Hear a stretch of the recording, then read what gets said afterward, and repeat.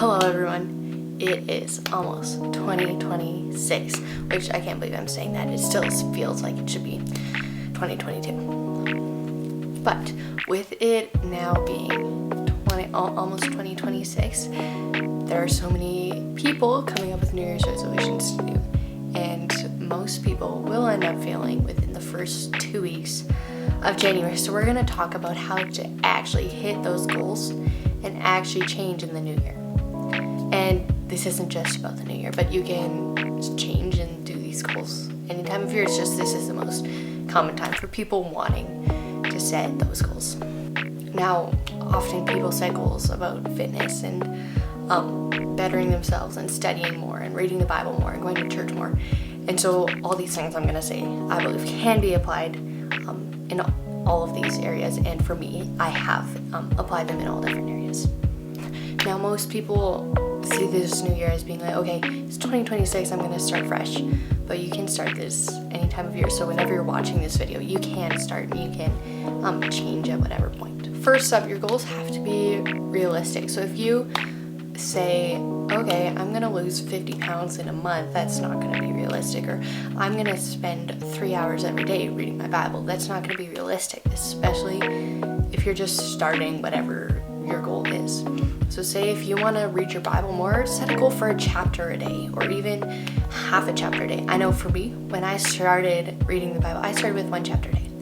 And I read it and I highlighted it and journaled about it and just built up the consistency with just a small amount. Then as you go, you can read 3, 4, 5 chapters a day and you're going to hit that goal. So when you're creating goals for yourself and you're creating a plan for what you're going to do, you need to be realistic with your time and with the expenses that it might be and everything, so that you actually make sure you hit that goal and it's not just another failed New Year's resolution. Another thing that is really helpful when you're trying to do something and you have a good goal for yourself is accountability. So I find for me, when I have people reminding me to do stuff and being like, hey, have you done that yet? That is huge to me. So whatever your goal is and whatever you're trying to achieve, if that is reading the Bible, just have someone in your life who you know and you can be accountable to them and they can be accountable to you. And so if your goals say, hey, I'm going to read a chapter of the Bible each day, maybe at the end of reading your chapter, you guys each text each other what you got most out of that chapter, how that chapter benefited you. Have someone who will pester you until you do something, and not in a rude way, but out of love for each other and out of wanting to better each other. Having someone keep you accountable for that reason is really, really important and is really big. So that is a big step, having someone to keep you accountable. And similar to that, find someone to do whatever your goal is.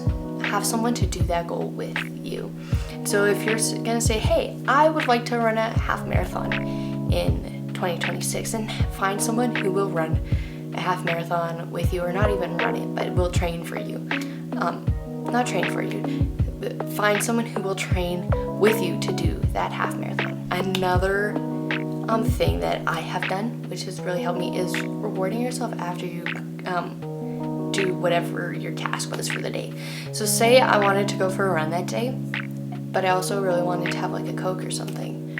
I would say, okay, I'm going to wait to have my Coke, and then after I run 5 kilometers or 5 miles, I'm going to then have that Coke, and just setting that reward for yourself. So being like, hey, I'm going to do something hard, but I know at the end of it, there's this special thing that I'm going to get to enjoy. And it's not going to be like I just ran 5 miles, now I'm going to book myself a vacation, but have something small that you can reward yourself with every day or every other day or something like that you look forward to. The thing that I would say is make it fun.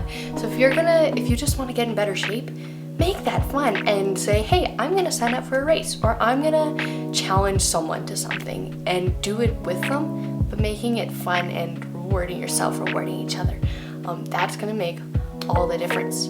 Say you want to start reading the Bible more, and you're like, okay, every night I just sit down and I have my Bible and I sit there and I read it, and then that's done. But if you make it fun and you're like, hey, I'm going to read my Bible, and I'm going to set out a candle, I'm going to light the candle, I'm going to get my coziest blanket, I'm going to sit in my comfiest chair, or sit on my bed, and I'm gonna read that chapter, and I'm gonna get cute pens and cute highlighters and a cute journal, maybe a new cute Bible to actually enjoy what you're doing.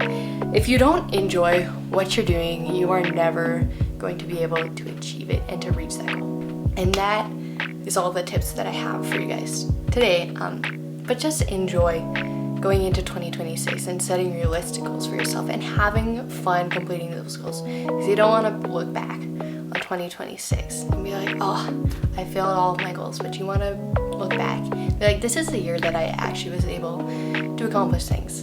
And so go have fun, accomplish those goals, and have a great year in 2026.